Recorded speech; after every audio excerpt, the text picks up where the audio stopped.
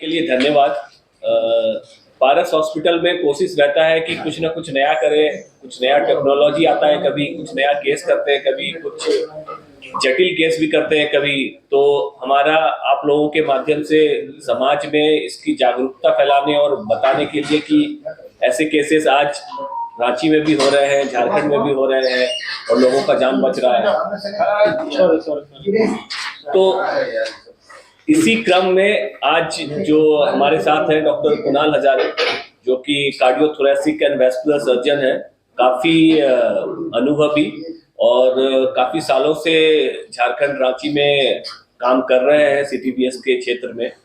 और बहुत से मतलब हजारों के नंबर्स में इन्होंने पेशेंट्स का cardiac surgery, open heart surgery किया है, जो कि अच्छी तरह से काफी सफल रहा है।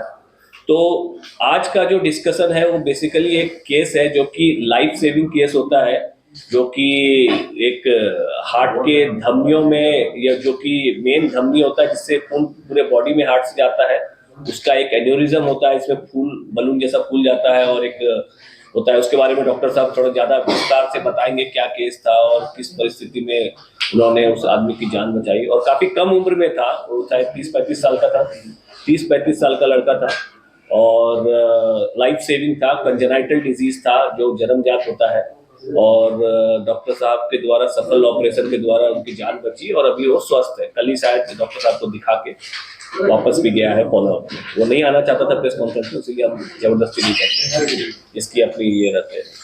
तो धन्यवाद आप सभी लोगों का। डॉक्टर साहब विस्तार में बताएंगे। नमस्कार। एक्चुअली ये कॉन्फ्रेंस इसलिए हम लोग किए जो एक तो जनरल अवेयरनेस हो, जो कार्डियक सर्जरी सफल रूप से यहाँ झारखंड में हो रहा है। मैं खुद यहाँ करीब करीब 17-18 साल झारखंड में हूँ कार्डियक सर्जरी प्रोग्राम में।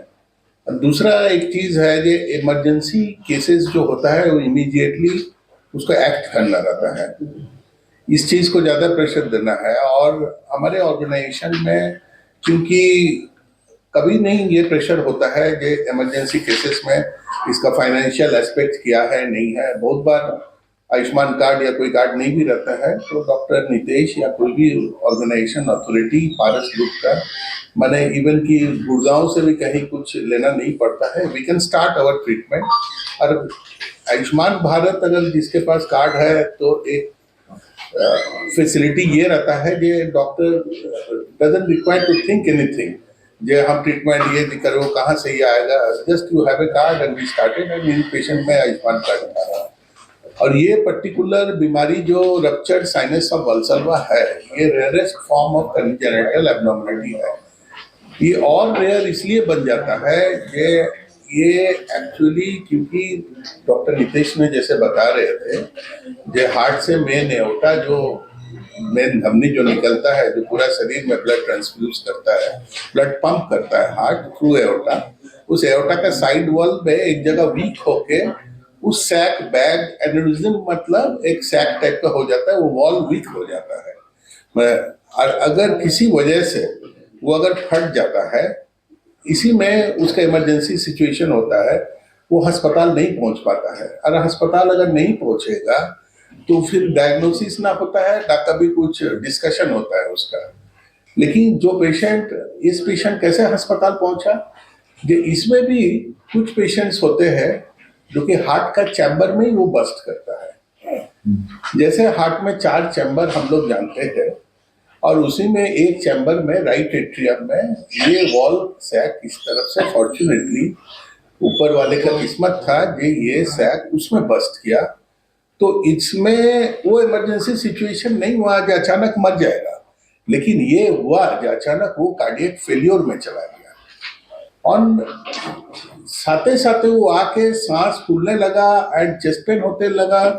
एंड इस टाइप का सिचुएशन में कई बार पेशेंट एकदम बिल्कुल ठीक रहता है, मान लीजिए 2 दिन पहले, और कोई पेशेंट जैसे कार्डियक का आता है, मान लो उसको ट्रीटमेंट चल रहा है, डायग्नोसिस कभी हुआ है, कभी कुछ सिम्टम हुआ है, दवाई खाया रहता है तो मालूम चलता है कुछ। लेकिन इस टाइप का जो हिस्ट्री इस टाइप का डिजीज में होता है, जो अचानक इस टाइप के इमरजेंसी सिचुएशन में आ जाता है, तो उसको डायग्नोसिस करके immediately without losing any time as a emergency procedure हमको कोई टाइम भी नहीं मिला एंड वी हैव टू तुरंत उस पेशेंट को थोड़ा स्टेबलाइज करके एंड जो बेसिक इन्वेस्टिगेशन वो सब करके सर्जरी किया गया।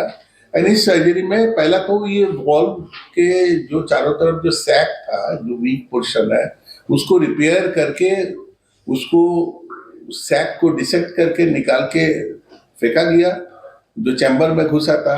एंड क्योंकि ये फेल्योर में चला गया, हार्ट डिस्फंक्शन हुआ, इसको और 3 वॉल्व हार्ट का वो थोड़ा मैंने रप्चर नहीं किया लेकिन इफेक्टेड हुआ। सही बात है, इफेक्टेड हुआ, जिसको हम लोग बोलते हैं रिगर्जिटेशन हो गया, इफेक्टेड हुआ। जैसे नॉर्मली हार्ट में 4 चैम्बर रहता है तो 4 उसमें दरवाजा भी रहता है, एक चैम्बर और दूसरा चैम्बर के बीच में जो आपका दरवाजा है उसको हम लोग वॉल्व बोलते हैं। तो 4 वॉल्व है, उसमें 3 वॉल्व में अफेक्टेड हुआ और तीनों को रिपेयर करना पड़ा इसके साथ। तो टाइम टेकिंग सर्जरी तो था ही था, लेकिन जहां ये सर्जरी प्रोसीड्योर हो गया तो उसके बाद पेशेंट को जैसे नॉर्मल प्रोटोकॉल होता है तब तो रिस्क वाला फेज चला गया आफ्टर डूइंग सर्जरी। तो 2-4 घंटा बाद हम लोग फिर उसको होश में लाया, वेंटिलेटर से निकाला और नेक्स्ट 5th डे में हम लोग को जैसे नॉर्मल प्रोटोकॉल है घर भेजे। और कल जो आए थे जैसे डॉक्टर नितेश बता रहे थे, वो फॉलोअप विजिट में आए, कुछ मेडिसिन एडजस्ट करना रहता है, कुछ उनका स्टिच रिमूव करना था एंड वो पेशेंट बिल्कुल ही सही है। और एक उन्होंने कल प्रेस कॉन्फ्रेंस के लिए शायद थोड़ा रिस्ट्रिक्टेड था, लेकिन उन्होंने वीडियो एक हमारे यहाँ पर बना के दिया जिस टाइप से वो संतुष्टि लेवल अपना शो किया एंड ही इज बिल्कुल ऑलराइट। बाकी इस टाइप का कंजेनिटल एब्नॉर्मलिटी में यही एक खूबी है, इस पर्टिकुलर पेशेंट में कोई इसका लॉन्ग टर्म मेडिसिन या लॉन्ग टर्म कोई बीमारी टाइप का नहीं रहेगा, क्योंकि अब है जो 2-4 बार हो सकता आए नेक्स्ट 6 महीना में या may be next 2 years 1-2 medicine खाए, लेकिन आफ्टर दैट प्रोबेबली उसको मेरा पास विजिट करने का जरूरत भी नहीं होगा। कई बार वो संतुष्टि के लिए हो सकता है साल में 1 बार आए, लेकिन it will be as good as normal heart, because जो कंजेनिटल रिपेयर जो किया हुआ है इस टाइप का, इसका आउटकम इतना ब्यूटीफुल रहता है। जो आपने उसको रिपेयर कर दिया, वॉल को रिपेयर कर दिया, अभी पोस्ट ऑपरेटिव जो ऑपरेशन के बाद इको होता है हम लोग करके देखा, तो ये इको नॉर्मल स्टडी शो किया, तो अभी ही will be having as good as a normal person, normal life. तो ये जो ऑपरेशन हम लोग तो समाज के पास नहीं जा सकते हैं, तो you can educate people for awareness and everything. ये कभी भी उस टाइप का डाउट हो, किसी का चेस्ट में दर्द हो या कुछ भी हो, इमीडिएटली वो हर चीज का सर्जरी का जरूरत नहीं पड़ती है, लेकिन एटलीस्ट वो immediately without losing time they can go to a place जहां पर ये सारे चीज जांच भी हो सकता है एंड प्रॉपर ट्रीटमेंट हो सकता है। As far Paras is concern, under one roof सारे जो स्पेशलिटी है they are all headed by all senior people. And एक बार पेशेंट इमरजेंसी में पहुंचता है तो without losing time within I think half an hour में वो समझ में आ जाता है कि कौन डिपार्टमेंट का काम है, and immediately without losing time we should start treatment, and that is the instruction given by our authority also, our hospital also. बाकी सब चीज let us take us care जो है, it doesn't run in a genetic, ये उसमें कोई relation नहीं होता है। जैसे कंजेनिटल एब्नॉर्मलिटी में हार्ट में होता है जो जन्मजात बीमारी, जैसे हार्ट में कभी छेद हुआ, कभी जैसे 4 चैम्बर की जगह 5 चैम्बर हुआ, या कभी 4 चैम्बर की जगह 3 चैम्बर हुआ, हमको नॉर्मल करना है, वो चीज है। दैट इज अ स्ट्रक्चरल कोई डिफेक्ट रहता है उसका, और उसका कोई जेनेटिक ये मिला नहीं है, एक्सेप्ट मार्फन सिंड्रोम में मिलता है, जैसे वो एक जिसमें वो अलग जो फिंगर्स लॉन्ग रहता है, ये रहता है, उसमें जेनेटिक प्रिडिस्पोजिशन रहता है, लेकिन उसमें एक अलग टाइप का है। अदर 90% बीमारी का कोई ये नहीं रहता, it can happen just like था। दूसरा सैक को भी थोड़ा डेलिकेटली डिसेक्ट करना पड़ता है, मैंने उसको अलग करना पड़ता है हार्ट टिश्यू से, क्योंकि उसके बगल में सैक का बगल में नॉर्मल कॉर्डरीज रहता है, क्योंकि हम लोग का हार्ट का ऊपर चारों तरफ नसें जो होता है, ऑलमोस्ट 5 घंटा लगा है मेरे को। तो अगर आप क्लासिफाई करेंगे, एक होता है कंजेनिटल जिसका बात हो रहा है जन्मजात, दूसरा होता है रिमेटिक डिजीज जो कि rheumatic heart disease poor hygiene से रिलेटेड है। हम लोग को एशियन कंट्रीज में ज़्यादा होता है and specially eastern part of our country में ज़्यादा होता है, जहाँ पर पोअर एंड हाइजीन में ही करता है। इसमें स्टार्ट कैसे होता है, एक रिमैटिक फीवर बोलते फीवर मैंने गठिया जॉइंट पेन्स एंड फीवर ये सब होता है। उस पर्टिकुलर बीमारी अगर मिस हो गया बचपन में, प्रॉपर ट्रीटमेंट नहीं हुआ, तब वो डिजीज परसिस्ट रहता है एंड वो धीरे धीरे हार्ट वॉल्व में रिमैटिक फीवर, फिर फाइनली वो रिमैटिक हार्ट डिजीज में कन्वर्ट होता है। और जो 4 वॉल्व बोला उसमें 2 माइट्रल वॉल्व और एओर्टिक वॉल्व में अफेक्ट करता है। उसी का ट्रीटमेंट आपने नहीं, उसका ट्रीटमेंट नहीं किया। उसका ट्रीटमेंट एक अलग होता है, अटैक हुआ ही हुआ, but you don't know anything now, जो आपको अचानक हो, but sometime most of the 90% time it is preventable. ये कुछ ना कुछ सिम्टम आता है, इधर सांस फूलता है या पेन होता है, ये होता है, उसको ignore किया। Always go to nearest place, कोई फिजिशियन के पास ही अगल बगल जाइए, एटलीस्ट आपका ईसीजी हो। आजकल इतना व्हाट्सएप आ गया, इतना टेक्नोलॉजी सुपर हो गया, वहां से इमीडिएटली वो चेंजेस हमारे कार्डियोलॉजिस्ट से, मान लीजिए जहां पर इंटरवेंशन कार्डियोलॉजिस्ट है वहां आप दे सकते।